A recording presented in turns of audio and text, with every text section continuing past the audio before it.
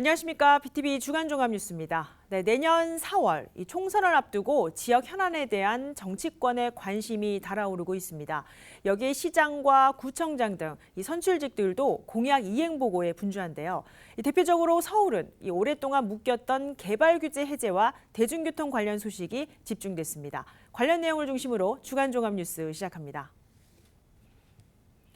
기후위기에 대응하고 가파르게 오르는 서민 물가의 안정을 위해 서울시가 대중교통요금 체계를 개편하기로 결정했습니다. 한 달에 6만 5천 원으로 대중교통은 물론 따릉이를 무제한으로 이용할 수 있는 기후동행 카드를 내년부터 선보입니다. 첫 소식 이재원 기자가 전해드립니다. 올해 1월 건강보험료가, 5월에는 전기, 가스 요금이 인상됐습니다. 8월에는 서울 시내버스 요금이 인상되면서 서민 생활비 부담이 증가됐습니다. 여기에 2022년 기준 서울시 온실가스 배출량의 17%를 수송 분야가 차지하면서 승용차 운행 비중을 줄이는 것이 중요해졌습니다. 실제 지난 2018년과 2021년을 비교하면 승용차의 운행은 많아졌고 상대적으로 대중교통 이용은 줄었습니다. 서울시가 월 6만 5천 원에 버스, 지하철은 물론 최근 도입을 추진 중인 리버버스까지 무제한으로 이용할 수 있는 기후동행 카드를 선보입니다. 공공자전거인 따릉이도 무제한으로 이용하게 됩니다. 탄소 저감을 위한 서울시의 노력, 그러니까 승용차 이용을 줄이고 대중교통으로 전환시킨다는 저희들의 정책 목표, 그리고 서민 중산층이 주로 이용하는 대중교통을 어떻게 최대한 교통 복지 측면에서 고려했는가 하는 저희들의 고민이 이 네이밍에 그대로 들어가 있습니다. 기후동행 카드는 내년 1월에서 5월까지 시범적으로 운영하고 하반기에 본격 시행할 계획입니다. 지하철 1~9호선을 비롯해 경의, 중앙, 분당, 우이신설, 신림섬까지 모두 이용이 가능합니다. 시내버스는 물론 마을버스도 이용할 수 있습니다. 하지만 서울 지역 외에 승차와 광역버스는 이용할 수 없습니다. 시는 기후동행 카드 도입으로 연간 13,000대의 승용차 이용이 감소해 연간 32,000톤의 온실가스를 감축할 수 있을 것으로 기대합니다. 또 50만 명의 시민이 연간 1인당 34만 원 이상의 할인 혜택을 볼 수 있을 것으로 예상하고 있습니다. BTV 뉴스 이재원입니다. 주거지역 개발 가운데 서울시는 한옥마을 조성 계획을 밝혔습니다. 지난 5일 한옥마을 대상지 6곳을 선정해 발표했는데 해당 지역은 상업지와 주거지, 그리고 역사문화 관광지 등의 특성을 띠고 있습니다. 각 지역별로 어떤 방안이 논의되고 있는지 추진 과정에서 살펴봐야 할 숙제는 뭔지 짚어봅니다. 먼저 이번 대상지 가운데 가장 큰 면적을 차지하는 동대문구 제기동 일대 조성 계획과 과제를 김진중 기자가 보도합니다. 올 초 한옥의 가치와 문화를 확산하겠다며 앞으로 10년간 10곳의 한옥마을을 조성하겠다고 밝혔던 서울시. 지난 5일 대상지 6곳을 선정해 발표했습니다. 도봉구, 강북구, 동대문구 등으로 개발 제한 구역과 주말 농장으로 운영돼 기반시설이 열악하거나 1960, 70년대 한옥 건축물이 다수 분포된 곳에 속합니다. 이번에 발표된 한옥마을 대상지 중 가장 큰 면적을 차지하는 제기동 1082번지 일대. 동대문구 최대 약재 시장인 서울 양령시장 일부와 청량리 시장, 깡통시장 등이 한옥마을 대상지에 포함됐습니다. 군데군데 한옥 전통 기와 형태를 띤 한약상과 재분소가 눈에 띕니다. 건너편에 자리한 청량리 시장과 깡통시장 안에도 시장 점포 사이사이 창고나 작업실로 쓰이는 한옥 건물이 혼재해 있습니다. 대상지 내 935동의 건축물 가운데 한옥 건물은 약 200동. 낡고 오래된 한옥을 리모델링해 K컬처를 입힌 문화관광형 전통시장 한옥마을로 키우겠다는 것이 동대문구의 구상입니다. 기존 한옥을 리모델링해서 주거문화, 근대 한옥 주거 문화를 좀 체험할 수 있는 공간과 또 게스트하우스, 또 청년 창업 공간으로 좀 활용해서 주민들한테 수익을 되돌려주는 구조로 계획을 잡을 생각입니다. 하지만 이 사업 추진에 대해 상인들 반응은 달갑지 않습니다. 지역 내 한옥이 다수 존재했던 10년 전 이미 사업이 좌초된 바 있다는 것. 영업을 해야 하는 상인 입장에선 한옥 규제로 발목 잡힐까 걱정이 더 크다는 겁니다. 지금 서울대에서 뭐 한옥마을 조성한다는 소리는 그때랑 뭐 10년 전에 나왔다가 그게 흐지부지 되고 끝났어요. 한옥마을 하면 고치는 것도 문제고 그거 아무래도 저게 많지 제재가 많잖아. 그 한옥마을 우리나라에서 한옥마을을 하려면 진작 해야지. 이게 다 부산한데 상인들이 들어갈 장사하려면은 집을 부숴서 세통 많이 받아야 되는데.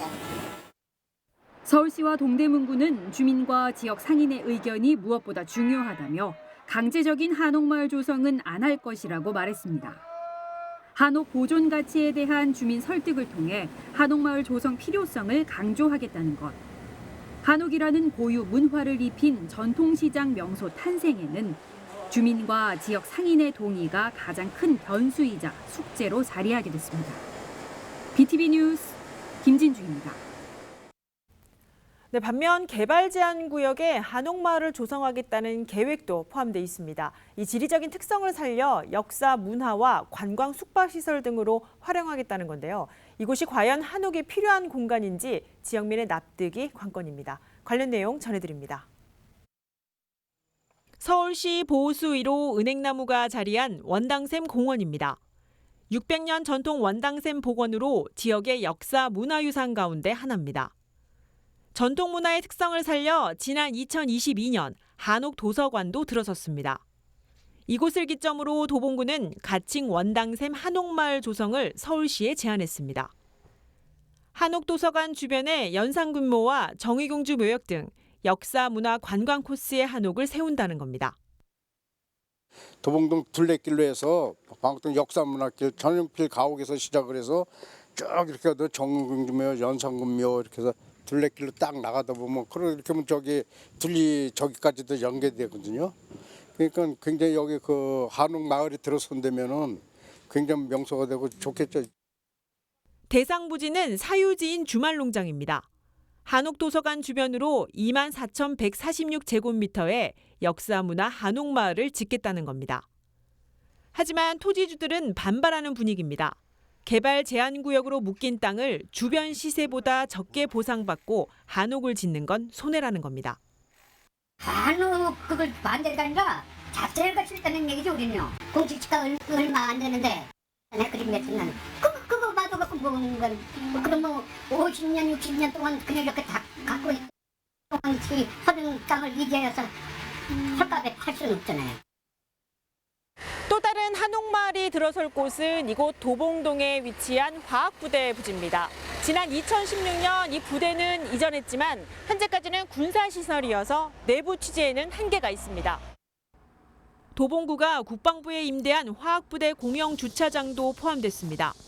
군사 경계선을 기점으로 3만 5천 제곱미터 부지에 아레나와 연계한 한옥 숙박시설 활용을 구상한 겁니다.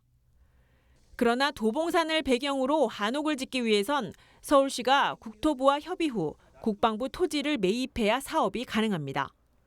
오랜 시간 방치된 부지인데 한옥 건립에 대해선 주민 반응은 미온적입니다. 어울리지 않을 것 같은데 도봉구에서는 저거는 한옥 안 어울릴 것 같아. 도봉구가 제일 전방이거든 서울시는. 네. 이렇게 높게 철조망이 쳐져 있는 군사보호시설구역인 화학부대 부지와 도봉구 방학동에 마련된 주말농장 부지까지 이 두 곳 부지의 공통점은 개발 제한 구역으로 지정돼 있다는 겁니다. 서울시와 도봉구는 이 개발 제한 구역의 규제를 풀기 위한 전략으로 한옥 조성을 선택했습니다. 그러나 경관 중심의 이 한옥 조성이 인근 지역 주민들에게 얼마나 공감대를 형성할 수 있을지가 가장 큰 숙제로 남아 있습니다. BTV 뉴스 강혜진입니다. 네, 한옥마을이 단순히 경관 개선의 목적에 그쳐서는 안 된다는 지적도 나오고 있습니다. 실제 주민들을 위한 공간으로 활용될 수 있어야 한다는 건데요. 강북구에 만들어질 주거형 한옥마을이 주민들의 이러한 요구사항을 만족시킬 수 있을지 양준호 기자가 이어서 전해드립니다. 주거형 한옥마을의 조성지 역시 훼손되거나 방치된 구역입니다. 그나마 관리가 된 곳은 주민들이 즐겨 찾는 체육시설이 전부. 친환경을 내세운 강북구 한옥마을 조성 예정지의 현재 모습입니다. 이곳에 조성될 한옥마을은 주거용으로 30여 가구의 한옥과 근린 생활시설, 주민 공동시설이 들어설 예정입니다. 친환경을 내세운 만큼 기존 녹지는 최대한 살린다는 게 기본 계획입니다. 이처럼 초기 계획에서 잡힌 강북구 한옥마을의 주요 기능은 주거입니다. 약 2만 제곱미터 부지의 대부분 단독주택 한옥이 들어서고 주민 공동시설과 공원의 비중은 그리 크지 않습니다. 이 때문에 인근 주민들은 한옥마을의 필요성에 대해선 다소 회의적인 시각을 보였습니다. 마을이 들어온다면 여기 운동시설은 아예 없다고 생각하는 게 기본이고 설사 지금 말씀하시기를 기존에 있는 걸 남겨주겠다 아니면 운동시설을 만들어주겠다 그건 그림의 떡입니다. 꿈속에서 하는 얘기예요. 아무런 답이 없어요. 주민들이 무작정 한옥마을에 부정적인 시각을 가지고 있는 건 아닙니다. 고도 제한 등으로 개발 자체가 멈춰 있는 구역이라 어떤 식으로든 변화가 필요하다는 것에는 공감했습니다. 이게 갑자기 한옥마을로 된다면 우리는 강북구를 위해서 굳고 환영합니다. 그러나 노인시설, 운동시설이 갖춰져야 한다고 생각하는 바입니다. 다만 한옥마을이 지역민을 위한 공용 공간, 시설을 반드시 확보해야 한다고 지적합니다. 우리는 여기 운동시설을 우선으로 해가지고 이것이 잘 보완이 된다면 한옥마을 아니라 뭐라도 같이 상부상조하는 게 되는데 만약에 이런 그 운동시설이라는 이런 게 제외가 된다라면 극히 한옥마을하고 나하고 관계가 있나? 없죠, 그죠? 그러니까는 그렇게 찬성할 수는 없는 게 될 것 같네. 방치되고 훼손된 공간에 한옥이라는 디자인을 입히려는 서울시. 보기 좋은 디자인에 더해 주민들을 위한 공간이 무엇인지에 대한 고민이 필요해 보입니다. BTV 뉴스 양진호입니다. 네, 고도 제한이 완화된 중구 지역 소식 전해드립니다. 네, 중구 장충동은 인근 지역이 남산 고도 제한 완화로 높이 규제가 풀린 반면 아직도 이중 규제로 개발이 어려워 낙후된 모습을 보이고 있습니다. 네, 이에 따라 중구가 지구 단위 계획 재정비를 통해 높이 규제 완화에 직접 나섭니다. 이재원 기자가 취재했습니다. 광화문 일대 장충동은 이중 규제를 받고 있어 개발이 사실상 어렵습니다. 한양도성의 원형, 훼손, 멸실 구간이 함께 존재하고 광화문 등 역사문화 자원들이 산재해 있기 때문입니다. 여기에 2종 7층 용도 지역으로 최대 높이 16m의 규제를 받고 있습니다. 장충동 먹자골목이 있는 동측은 일제 강점기 당시 지어진 적상가옥 60여 채가 남아 있습니다. 이 또한 역사문화 자원으로 보고 재건축의 규제를 받아왔습니다. 때문에 구역 내 20년 이상 노후 건축물 비율이 97.4%에 달합니다. 3층 이하 건축물은 75.3%, 주거용도 건물이 65.9%를 차지합니다.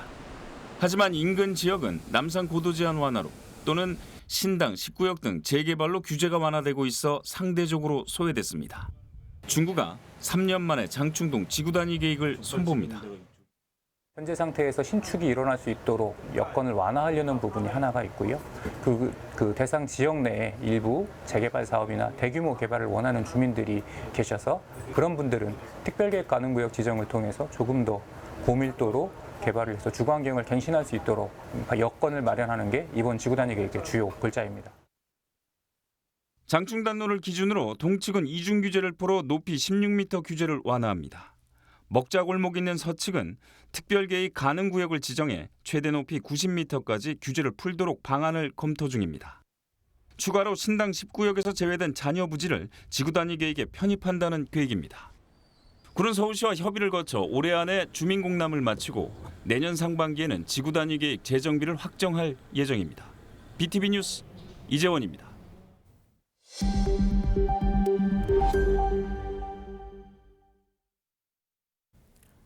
네, 노원 지역 소식입니다. 동네에 내가 신뢰할 수 있는 병원과 의사가 있다면 굉장히 든든하겠죠.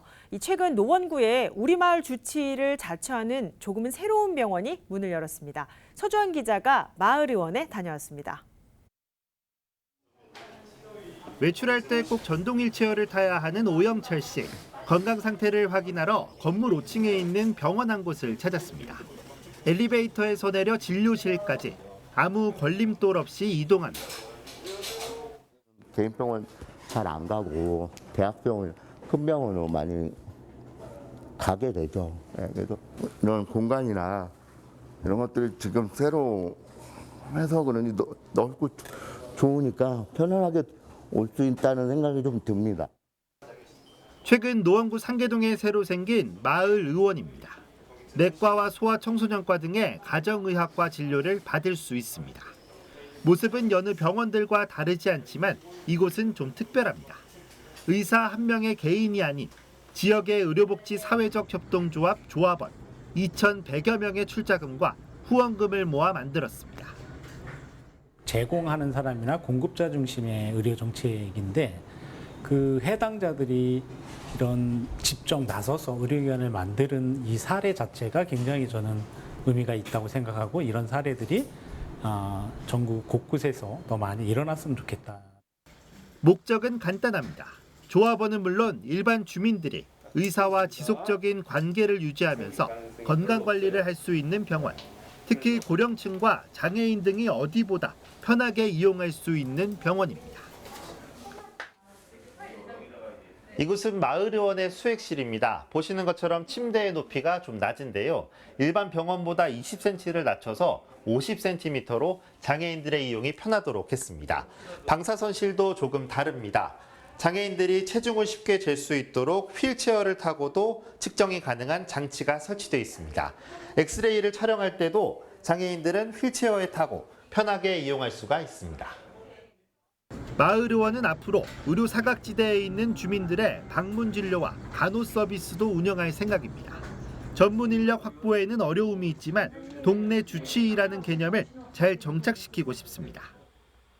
필요 없는 검사를 추가로 한다든지 그럴 가능성 거의 없다 이렇게 생각을 하면 될 것 같고, 그러니까 의료와 돌봄이 같이 통합돼서 우리 마을 주치의라는 개념을 쓴 거 아닌가 이런 생각이 들어요. 건강한 돌봄 공동체 실현을 위한 새로운 노력들. 노원 마을의원은 주민 누구에게나 열려 있습니다. BTV 뉴스 서주원입니다. 네, 집을 수리했는데 얼마 지나지 않아 하재가 발생하면 하자봇을 요구하는 것이 상식입니다. 네, 그런데 공사업체가 이를 나몰라라 한다면 집주인 입장에선 어떨까요? 올해부터 안심 집수리 지원으로 명칭이 바뀐 서울 가금주택 사업 이야기입니다. 이재원 기자가 취재했습니다. 성동구 용답동의 한 주택 옥상입니다. 지난해 10월 우레탄 방수 공사를 했는데 바닥과 난간 사이에 균열이 생긴 것을 확인할 수 있습니다. 지난 7월 비가 많이 와 물이 새는 것을 알게 돼 업체에 연락을 했고 임시 보수를 한 겁니다. 하지만 그때뿐 방수 페인트를 떼어낸 자리는 흉측하게 남아 있습니다. 그걸 뜯어봤는데 그 이후로 보수는 지금 이렇게 지금 흠이 파이게 물이 이렇게 될 만큼 들어갈 만큼 결국에는 여기 지금 또 틈이 어딘가 벌어지고 있는 거로 제가 저번에 형을 통해서 그러니까 가족을 통해서 확인했는데 지금 계속 다시 한 번 더 문제가 또 이렇게 발생하는 중이에요. 지금 1년이 아직 공사가 끝난 지가 1년이 아직 안 됐는 상황입니다. 1층 방 벽지는 벽과 분리돼 들떠 있습니다. 축축하게 젖은 벽으로 곰팡이가 생긴 지는 오래입니다. 집 곳곳에 하자가 발생해 시공업체에 연락했지만 잠시 들려 임시 보수만 하고 돌아갔습니다. 업체 측은 인근 공사로 발생한 균열이라며 집수리 공사로 발생한 하자가 아니라고 주장합니다. 지난해 4월 집주인은 서울시의 가금주택 집수리 사업에 대해 알게 돼 신청하게 됐습니다. 가금주택은 지난 2016년부터 서울시가 저층 주거지 밀집 지역의 노후주택 거주자의 주거 환경을 개선하기 위해 공사비의 일부를 지원하는 사업입니다. 대상은 주택 성능 개선 지원 구역 내 20년 이상 된 주택으로 공사비의 50에서 80% 이내 최대 1,200만 원을 지원합니다. 융자는 최대 6천만 원까지입니다. 이현주시 주택 수리비는 총 4,500여만 원으로 자부담은 3,200여만 원에 달합니다. 수입이 없는 이 씨는 자부담은 대출을 받아 메웠습니다. 빚까지 져가며 집수리를 한 이유는 서울시청과 성동구청을 믿었기 때문입니다. 아이고 불이 올라와서 이거 사기를 당해도 정부에서도 국민을 속아먹냐 이런 생각이 다 들더라고요. 이 국민을 이렇게 피를 빨아먹고 사냐 정부도 이런 생각이 막 들더라고요. 속이 상한지. 계약서에는 공사 후 1년 이내 발생한 하자에 대해서는 보수공사를 한다고 적시돼 있지만 하자 기준이 모호합니다. 시공으로 인한 하자인지 사용자의 부주의 때문인지 명확히 구분할 수 없는 경우가 많아 분쟁을 유발하기 쉽습니다. 취재진은 계약서상에 적혀있는 주소로 업체를 찾아갔습니다. 찾아간 주소에는 업체 간판은 보이지 않고 부동산 중개업소만 있는 상황.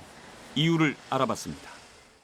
엄마가 부동산을 하고, 예, 제가 이제 집수리 쪽으로 맨 처음에 나가게 돼가지고 그렇게 하는 거고. 1인 기업이신가 봐요? 혼자서 운영. 맞아요. 1인 기업이에요. 1인 기업. 실제 업체는 없고 주소를 가족이 하고 있는 부동산 중개업소로 두고 영업을 하고 있는 곳입니다. 다른 업체의 상황은 어떨까? 서울시가 운영하고 있는 집수리닷컴에 등록돼 있는 업체는 총 489곳. 업체가 건설업 등록 업체인지와 사무실이 있는지, 시공 경험이 있는지를 스스로 등록하기만 하면 됩니다. 시공 분야도 별도의 심사 없이 자의적으로 적으면 됩니다. 집수리닷컴에 등록돼 있는 강서구의 한 업체를 찾아갔습니다. 해당 업체는 대형 보일러 대리점인데 방수, 도장, 타일 공사까지 할 수 있다고 등록돼 있습니다.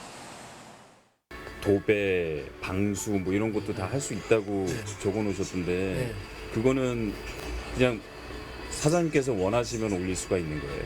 그렇죠. 뭐 선택할 수가 있죠. 사실은. 그러면 사장님은 뭐 방수나 도배 전문가는 아니신 거죠? 아니죠. 연결이 되는 거예요. 협력업체 있잖아요. 협력업체 있잖아요. 이렇게 같이 일하는 일도 있잖아요. 연결이 돼 있잖아요. 자신이 할 수 없는 시공 분야는 용역을 써서 공사한다는 얘기입니다. 하자가 발생한다면 보수를 해주기 어려운 구조입니다. 이현주 씨는 답답해 서울시에도 민원을 넣었습니다. 하지만 돌아온 답변은 공사 계약 당사자 간에 해결하라는 말뿐입니다. 저희가 뭐 무슨 적극적으로 저희가 무슨 제재를 줄 수 있는다든가 뭐 이럴 수 있는 그럴 수 있는 뭐 환경은 아니에요. 사실 그런 부분들은 이제 사실 우리가 관리한다고 해서 뭐 지금 설비 업체를 다 400몇 군데로 우리가 뭐 관리해서 뭐 수시로 점검하고 이런 개념은 아니고. 서울시는 향후 집수리닷컴에 등록한 업체는 하자 보수 보험을 의무적으로 가입하는 방안을 검토 중입니다. 하지만 보험에 가입하면 집수리 단가가 올라가면서 그 부담은 오롯이 집주인 당사자에게 전가될 가능성이 높습니다. 가금주택은 지난해에만 75억 원의 서울시 예산이 들어갔습니다. 개발이 어려워 노후주택의 주거 환경을 개선하기 위한 취지로 시작된 가금주택 사업. 좀 더 서민들을 생각하는 서울시의 사후 관리가 아쉽습니다. BTV 뉴스 이재원입니다. 네, 강서구청장 보궐선거를 앞두고 마련한 새 구청장에게 바란다 순서로 경제 분야 알아봅니다. 네, 지역에서는 경기가 너무 어렵다는 이야기가 나오고 있습니다. 소상공인이 말하는 지역 현안, 그리고 새 구청장에게 바라는 점을 서주환 기자가 보도합니다. 안녕하십니까. 강서구 소상공인연합회 회장 정상덕입니다. 만나 뵙게 돼서 반갑습니다.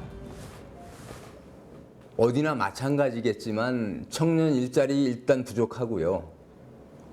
그러다 보니까 실업자 많아지고 올 경기가 가장 어려운 것 같습니다. 뭐 코로나 때도 어려웠다고는 하지만 지금같이 이렇게 어렵지는 않았습니다. 이게 무슨 이유인지는 모르겠지만 이 이유를 찾아서 이 원인을 찾아가지고 경제 활성화시키는 게 제일 시급하다고 생각합니다. 돈 많이 벌 수 있으면 좋은 거죠. 네. 우리 소상공인들은 이 직업이 마지막 보루예요. 여기서 이제 이게 잘못되면 이제 거리로 나갈 수밖에 없는 처지들인 거죠. 대부분이.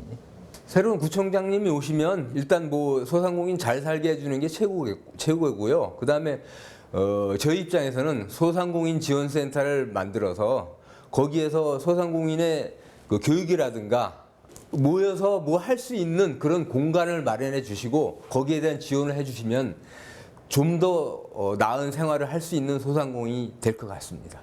인력이 없어서 못하는 경우도 많아요. 그러다 보니까 배달 앱을 쓰면 배달료가 이만큼 올라가잖아요.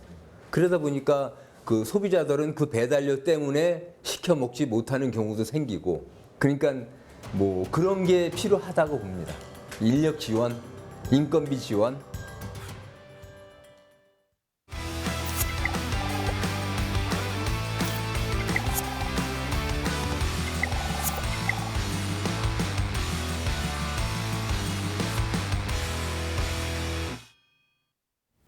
네, 주민이 직접 지역의 소식을 전하는 주민통신원 시간입니다. 네, 1인 가구 청년이 늘면서 자치구마다 사회적 지원을 위한 여러 프로그램을 운영을 하고 있습니다. 강북구에서는 전통시장 상인들이 매주 한 번 은둔 청년들에게 식자재를 지원하는 온정을 베풀고 있는데요. 어떤 내용인지 저희 주민통신원이 직접 취재했습니다.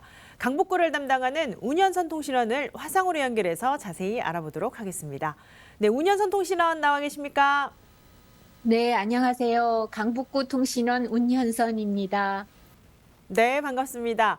먼저 이 강북구 백년시장 상인들이 지역의 은둔 청년들에게 식자재를 제공한다는데 언제부터 이 사업이 시작됐고 또 구체적으로 시작한 이유가 무엇인지가 궁금합니다.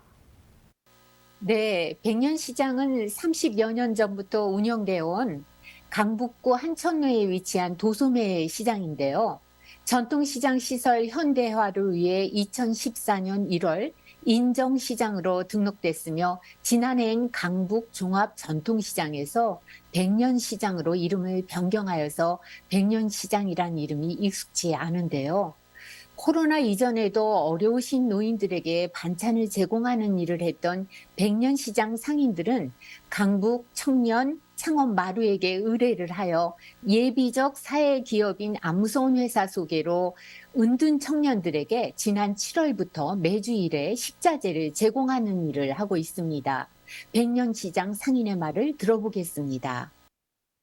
청년센터 마루 권해지센터장을 어떻게 알게 돼가지고 은둔 청년에 대한 그걸 알게 됐어요. 그래서 저희가 처음에는 한 10개 업소 정도가 참여를 했었는데 지금은 19개로 같이 이제 참여해 주시는 자발적 기부제 어떻게 보면은 그렇게 해서 하고 있어요, 지금까지. 쉬운 거더라고, 어떻게 알고 보니까. 되게 뭐 TV 보면은 막 몇 억씩 막 사람들 기부하고 뭐 그런 것만 보고 와서 아, 나 같은 사람도 그런 거 할 수 있을까 했는데 이런 것도 어떻게 보면 작은 기부라고 해서 시작하게 됐죠. 이건 뭐 좋은 일이라서 하는 거니까 사람들도 저뿐만 아니라 같이 동참하시는 분들도 그냥 자발적으로 자기가 뭐 반찬 만들어서 또 하고 하는 거니까 즐거운 마음으로 다들 그렇게 하시는 것 같더라고요. 네, 무엇보다 이 시장 상인들이 반찬이나 식자재를 매주 1회씩 제공하는 일이 쉽지는 않을 텐데요. 여기에 참여하는 상인들은 어떻게 모였고 또 모두 몇 명의 상인이 현재 참여하고 있는 겁니까? 네, 자발적 참여이기에 도움을 주기를 원하는 19명의 상인들이 매주 화요일 오전에 시장 오픈하기 전에 만든 반찬이나 식자재를 상인회에서 수거하여 사무실에 가지고 오면 은둔 청년들이나 아무소원 회사 직원분이 가져가는 시스템입니다. 제공된 식자재로 아무소원 직원분들과 은둔 청년이 함께 요리하는 시간을 갖는다고 합니다. 식자재를 수거하러 오신 아무소원 회사 직원분의 말을 들어보겠습니다. 백년시장에서 이렇게 식재료를 많이 제공을 해주셔서 저희 은둔 친구들도 정말 신선한 재료를 많이 이제 해먹고 있어요.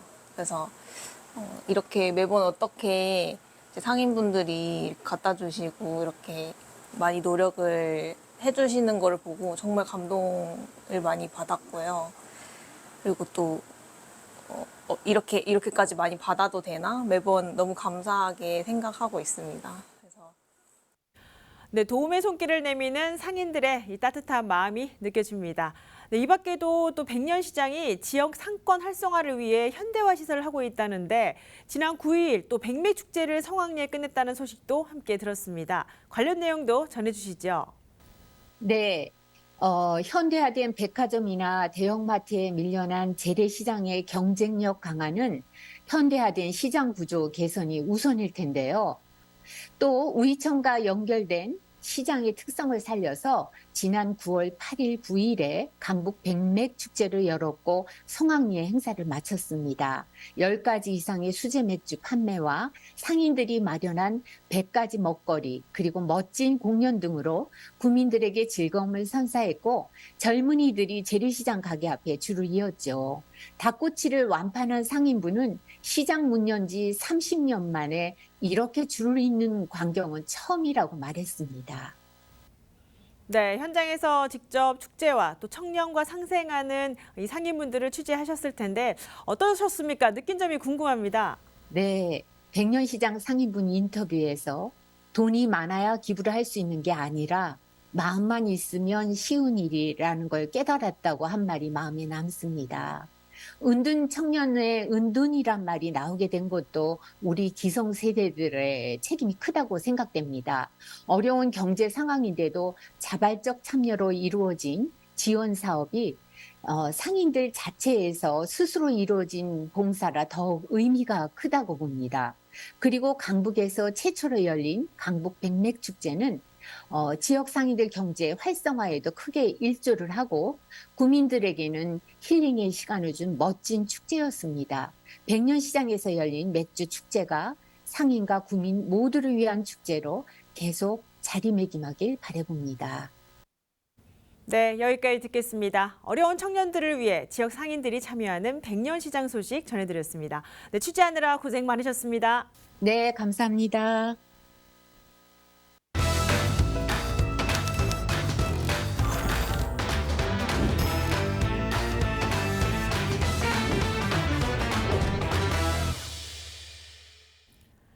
네, 디지털 기기에 익숙한 요즘 유치원생은 물론 학생과 성인 등을 대상으로 이 글씨체를 교정하는 학원이 있다고 합니다. 필기도구를 쥐고 직접 글을 쓰는 시간이 줄어들고 있다는 건데요. 이 손편지 쓰기를 주도하는 교육 현장을 양현철 학부모가 소개합니다. 요즘 손편지 얼마나 쓰시나요? 스마트한 시대에 학교가 아닌 지역 사회가 선도하는 손편지 현장을 소개합니다. 컴퓨터와 휴대폰 등 디지털 기기에 익숙한 학생들. 학교의 디지털 칠판까지 교실에 들어와 수업도 전산 시스템으로 전환됐습니다. 교사도 학생도 이제는 스마트 기기 학습에 익숙해지고 있습니다. 때문에 학생들이 필기 도구를 손에 쥐고 글을 쓰는 시간은 점점 줄고 있습니다. 대신에 1년에 한 번 어버이날 또는 스승의 날 등 특별한 기념일에 손편지를 쓰지만 학생들은 이마저도 어색합니다. 그런데 손편지 교육을 지역사회가 이끌고 있습니다. 학생들은 물론 누구나 자신의 감성을 표현할 수 있는 손편지 쓰기를 통해 자신의 마음을 편지 쓰기 표현으로 병행하는 겁니다. 이를 위해 지역사회가 매달 마지막 주 수요일을 손편지 쓰기 날로 지정하고 누구나 참여할 수 있는 편지 쓰기 대회도 마련했습니다.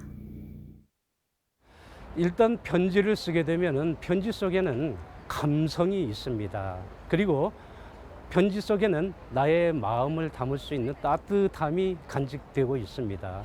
그래서 편지는 사람의 정서를 맑게 하고 또 정신을 따뜻하게 하는 그런 계기가 될 수 있습니다. 그래서 편지 쓰기는 적극 권장하는 상황입니다.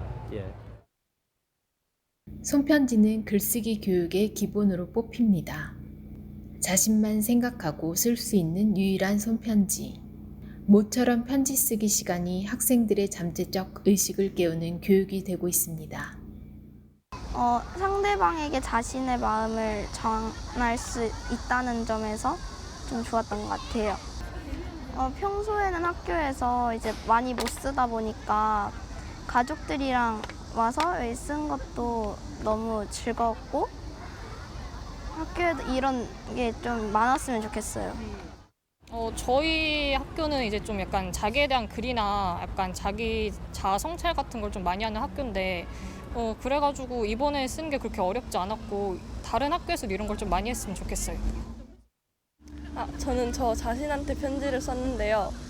되게 저 자신을 돌아볼 수 있는 것 같은 기회가 돼서 좋았고 학교에서도 다른 학교에서도 이런 프로그램을 많이 해줬으면 좋겠습니다. 학부모들도 오랜만에 손편지를 써봅니다. 학교나 도서관이 아닌 공간에서 자녀들과 함께 손편지를 쓰다 보니 손편지 교육의 필요성을 느낍니다. 아이들이 교육적인 지식적인 부분은 되게 굉장히 많이 배우는데 정서적인 감정이나 나를 표현하는 부분에서는 현저히 많이 부족해서 감정 표출에 대해서 표현하는 것 자체가 나쁘다, 어색하다 이런 인식이 좀 많이 있긴 해요, 아이들이. 아이들이 여러 방과후 수업도 있고 또 학교에서 여러 가지 특별 활동도 하고 있는데 그런 것도 좋지만 또 이렇게 상대에 대해서 1대1로 그 진짜 마음을 전하는 거잖아요. 그래서 교육적으로 정말 찬성합니다. 네. 메말라가는 현대사회에 손글씨는 진정성을 전하는 강점이 있습니다. 학교 국어 시간, 방과후 수업, 창의 체험 등 학생들에게 손편지는 보충 교재가 되어야 할 때입니다. 빠르게 흘러가는 시대에 아이들의 정서 함양을 위하여 편지 쓰기를 해보는 것은 어떨까요? 손편지는 자신의 마음을 표현할 수 있는 유일한 수단입니다. 학부모 수첩 양현철이었습니다.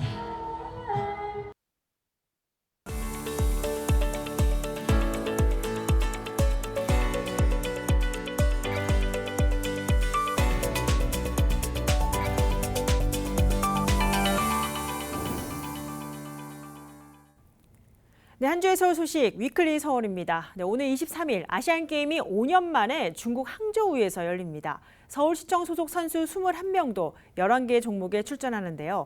금메달 5개를 목표로 하고 있습니다. 대한민국 선수단 결단식에서 서울시청 소속 선수들을 만나봤습니다. 네, 딜라이브 이상범 기자입니다.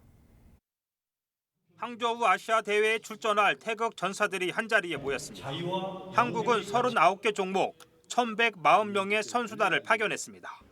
목표는 종합 3위입니다.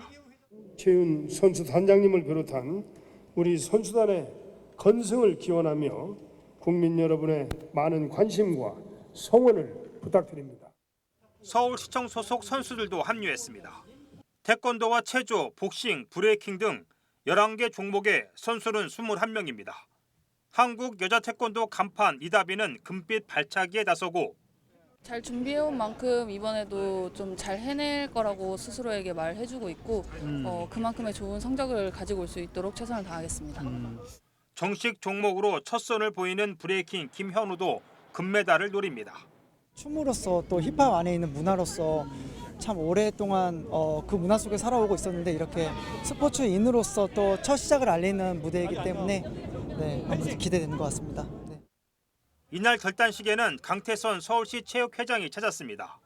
강 회장은 선수단에 국대라는 자긍심을 갖고 그간 갈고 닦은 실력을 마음껏 펼치라고 당부했습니다. 천만 시민과 함께 서울특별시 체육회가 응원하겠습니다. 대한민국 화이팅! 서울시 체육회 화이팅! 선수단은 20일 결전의 땅 항저우에 입성합니다. 서울시는 금메달 5개를 포함해 총 10개 이상의 메달 수확을 기대하고 있습니다. 딜라이브 뉴스 이상범입니다. 네, 앞서 보신 대로 항저우 아시안게임과 올림픽 정식 종목으로 브레이킹이 올해부터 선정됩니다. 이 서울 선수단 가운데 브레이킹 대표 선수도 포함됐는데요. 전국에서 처음으로 도봉구가 브레이킹 실업팀을 창단했습니다. 현장에 직접 다녀왔습니다.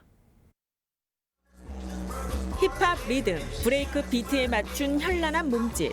1970년대 미국 뉴욕에서 시작된 비보잉 브레이킹입니다. 무대 위 댄스를 예술로 개발한 브레이킹이 올림픽 정식 종목으로 채택됐습니다. 국내 대표 선수단 육성을 위해 도봉구가 실업팀을 창단했습니다. 전국에서 처음으로 유명 감독과 선수 등 7명이 도봉구청 실업팀으로 입단한 겁니다. 그런 시그니처적인 그런 동작과 여러 가지 작전, 그리고 무엇보다 저희가 인원을 많이 뽑은 이유는 팀전 배틀까지 생각을 하고 있기 때문에 아무래도 처음이지만 그래도 완벽하게 준비를 해서 시작하는 거기 때문에 탄탄하게 다른 많은 팀들에게 영향을 끼치는 그런 팀이 될 것 같습니다. 선수단은 오는 23일 개막하는 중국 항저우 아시안게임에 출전합니다. 도봉구청 소속으로 첫 올림픽 경기에 도전하는 만큼 메달 사냥에 자신감을 드러냅니다. 저야 당연히 목표는 메달로 생각하고 노력은 하고 있는데 춤 내용이 다 다르니까는 어떤 춤의 정확한 운동이나 확실한 면이 아직은 없어요. 그래서 어쩔 수 없이 각자가 스스로 만들어야 되고 스스로 노력해서 그 부분에 관련된 운동을 또 해야 되는 면이어서 이제 개인차가 매우 심해요. 또 저희가 이제 올바른 모습과 굉장히 멋있는 모습을 보여줘야 많은 분들이 관심을 가지고 이제 또 저희를 이제 좋게 봐주시기 때문에 최대한 선수로서 이 소속된 책임감을 가지고 더 열심히 바르게 활동을 하려고 합니다. 네. 올해 초부터 도봉구는 실업팀 창단 종목 검토를 시작해 지난 7월 실업팀 창단을 확정했습니다. 올림픽은 물론 지역을 선도하는 선수들의 활동을 1년간 지원한다는 계획입니다. 선수단이 좋은 컨디션으로 훈련을 하여 향후 열린 항저 아시안 게임과 또 파리 올림픽에서 우수한 성적을 거둘 수 있도록 전폭적으로 지원할 계획입니다.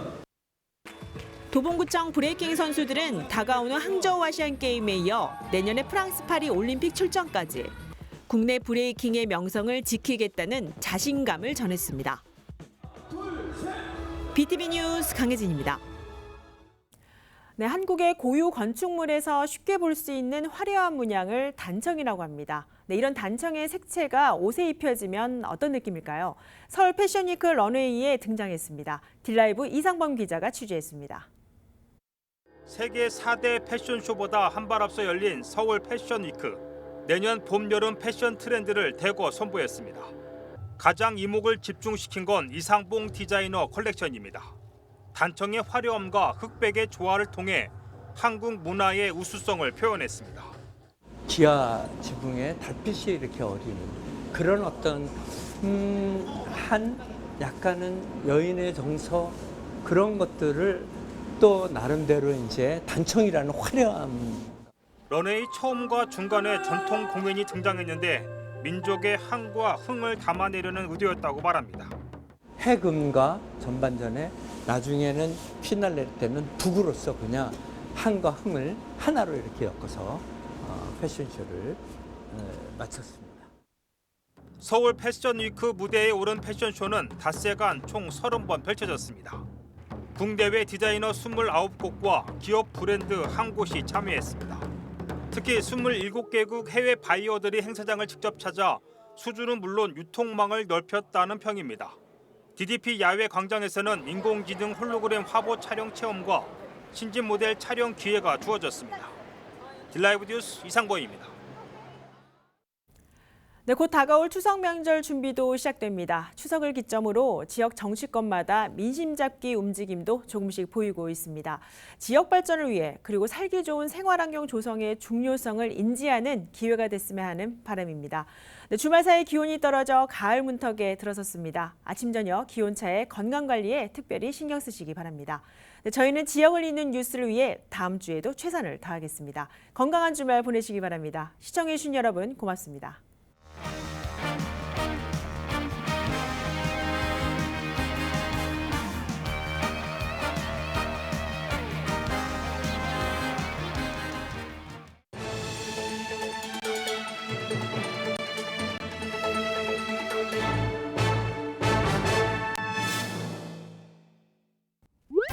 BTV 뉴스를 더 많이 보고 싶으시다면 여기 구독 버튼을 눌러주세요. 추천 영상도 누르면 바로 재생됩니다. 또 다양한 서울 소식을 보고 싶으시다면 휴대폰에서 가지 앱을 다운로드해보세요. 저희 BTV 뉴스를 시청해주셔서 감사합니다.